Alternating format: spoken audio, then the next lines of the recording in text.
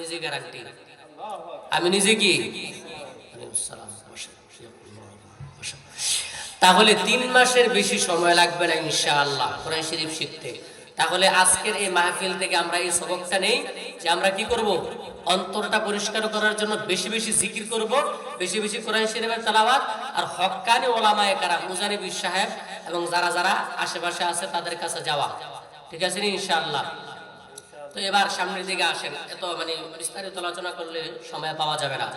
তো লোকমান আলাইহিস সালাম থেকে আমরা এই শিক্ষাগুলো গ্রহণ করলাম না, আল্লাহ তাআলা যেন বুঝার আমলের তৌফিক দান করেন, বলেন আমিন।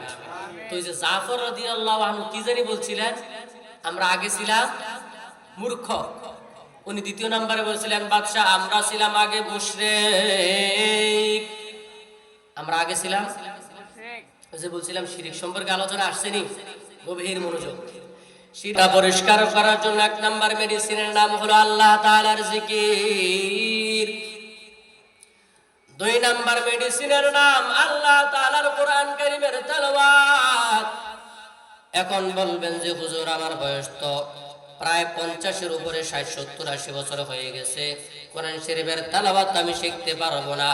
ওয়াল্লাহি বিল্লাহি তাল্লাহি, আল্লাহর কসম, একবার আল্লাহর কসম, দুইবার আল্লাহর কসম, 3 বার কেউ যদি চেষ্টা করে 1 মাস 2 মাস 3 মাসের মধ্যে অবশ্যই আল্লাহর কোরআন শরীফ তেলাওয়াত করা শেখা সম্ভব। কয় মাস লাগবে?